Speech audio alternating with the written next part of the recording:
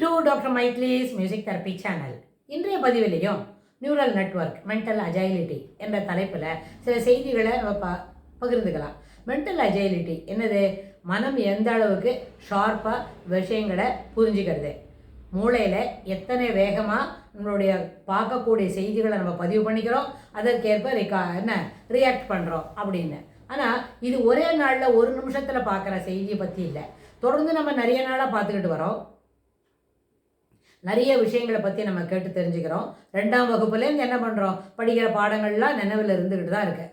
என்ன தமிழ் செயலாக இருந்தாலும் என்ன பிற பாடங்களாக இருந்தாலும் அந்த கான்செப்ட் லெவலில் சிலதெல்லாம் நம்ம வரிசையாக பார்த்துக்கிட்டு வரோம். அதெல்லாம் என்ன பண்ணுறது?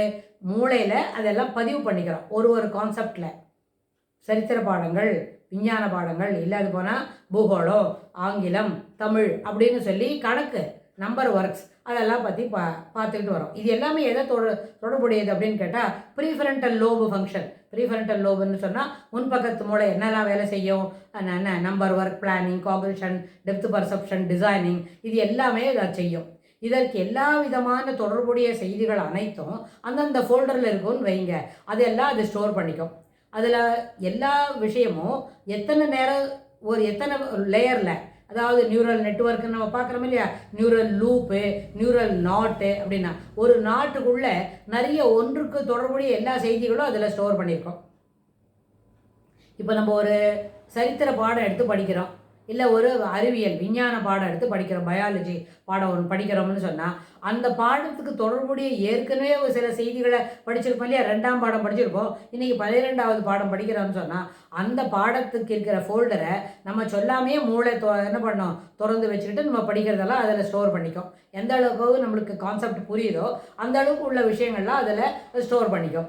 இது விவரம் தெரியுமா, இளமையில் இருக்குச்சே, பால்யமாக அதாவது இளையமையான வயதில் இருக்குச்சே பாடங்களை படிக்கிறோம். இப்போது இந்த நியூரோட்ராஃபிக் நெட்வொர்க்கை பற்றி சொல்கிறோம்னு சொன்னால் அது 60 வயது தாண்டினவங்களுக்கு அந்த நியூரல் நெட்வொர்க்கில் எப்படி எல்லாம் பழசாக போகும், how they are able to make things. சிலப்போ பேலன்ஸ் கெட்டு போகிறது, சில சமயத்தில் என்ன ஆகுது, பேலன்ஸாக நடக்க முடியல.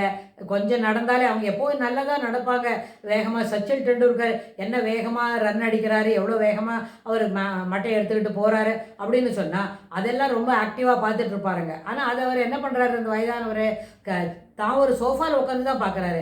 இதுக்கு முன்னாடியெல்லாம் என்ன பண்ணுவார், அவர் போல் இவரும் வேகமாக நடப்பார் தான். ஆனால் இப்போ அவர் எழுந்து நடக்கிறதுக்கே முடியல, நடந்தாலே பேலன்ஸ் இருக்காதோ நம்ம கீழே விழுந்துருவோம் அப்படின்னு ஒரு என்ன இருக்குது, ஒரு விதமான ஒரு ஸ்லக்கிஷ்னஸ் இருக்குது. அப்படின்னா இதற்கு எல்லாமே காரணம் என்ன செய்கிறோம்னா, நிறைய நேரம் அவங்க அமர்ந்துருக்கிறாங்க. அந்த மூமெண்ட் இருக்கிற அந்த நியூரான்ஸ் அது எப்போவுமே ஸ்லக்கிஷாக உட்காந்துருக்க தான் தயாராக இருக்குது.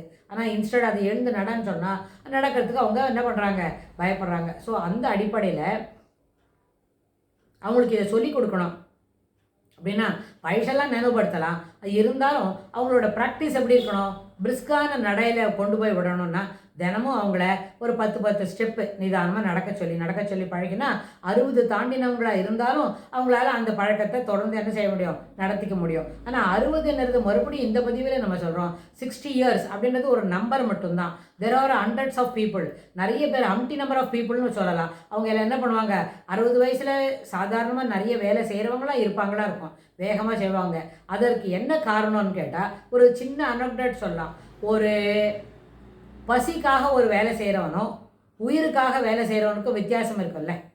இப்போ இந்த மூவை நகுத்தலைன்னு சொன்னால் இந்த இடத்த விட்டு தாண்டி போகலை அப்படின்னா நம்மளோட உயிரே போயிடும். அப்படின்னா அவங்க என்ன செய்வாங்க, ரொம்ப வேகமாக நடப்பாங்க. நம்ம கையில் இருக்கிற பர்ஸு பணமெல்லாம் இந்த தெருவில் நடக்கிறோம், இரவு நேரம் ஆயிட்டுது, அதனால் வேகமாக நடக்கணும் அப்படின்னு சொன்னால் அப்போ நம்மளுக்கு நடக்க முடியலன்னா கூட நம்மக்கிட்ட இருக்கிற உடைமைகளை பாதுகாத்துக்கணும், நம்ம என்ன பண்ணோம், சேஃபாக நம்ம வீட்டுக்கு போயிடணும்னு சொன்னால் அந்த நடக்கிற ஒரு 100 yards தான் இருந்தாலும் அந்த 100 yards என்ன பண்ணுவோம், வேகமாக எட்டி நடை போட்டு வீட்டுக்கு போடுவோம். அதே நேரத்தில் ஒன்றும் பிரச்சனை இல்லை, சாதாரணமாக தான் இருக்குது, கொஞ்சம் நிதானமாக போய்க்கலாம் அப்படின்னு சொன்னால் ஒன்றும் எந்த பயமும் இல்லை, உயிருக்கு எந்த ஆபத்தும் இல்லை, உடைமைகளுக்கும் எந்த ஆபத்தும் இல்லை அப்படின்னா அவன் என்ன பண்ணுவான், நிதானம் ஒரு பசி நேரம் தானே, வீட்டுக்கு போய் சாப்பிட்ணும் அவ்வளோதானே அப்படின்னு சொல்லி அவங்க மொல்லமாக நிதானமாக நடப்பாங்களா இருக்கும். அதனால் ஒரு நடையை எட்டி போடுறது, வேகமாக நடக்கிறதுன்றது உயிருக்காக உயிரை காவந்து பண்ணிக்கணுன்றதுக்காக, உயிரை காப்பாற்றுவதற்காக நடக்கிறதுக்கோ உணவுக்காக நடக்கிறதுக்கோ வித்தியாசம் உண்டு அப்படின்னு ஒரு என்ன சொல்லுவாங்க, ஒரு அனெக்டோட் சொல்லி தருவாங்க. அதுபோல் இப்போ ஒரு அத்தியாவசியம் நம்ம வந்து நிஜமாக நடந்தே ஆகணும் அப்படின்ற ஒரு கட்டாயம் இருக்கும் பொழுது எல்லாருமே என்ன பண்ணுவோம், வேகமாக நடக்கிறதுக்கு முயற்சி பண்ணுவோம். ஆனால் ஒரு கட்டாயம் இல்லை, சும்மா தான் உட்காந்துருக்கணும். இங்கேருந்து இந்த சோஃபாலேருந்து அந்த சோஃபாவில், அந்த சோஃபாலேருந்து வாசத்தில் வெளி வாசலில் போய் அவுட்டர் கேட்டுன்னு நின்றுட்டு கொஞ்ச நேரம் வேடி பார்க்கணும், வந்துட்டு திருப்பி வந்து உள்ளே உட்காந்துக்கணும் அப்படின்னா இது அனைத்துமே ஒரு ஸ்லக்கிஷ்னஸ் தான் கொண்டு போய் விடும்.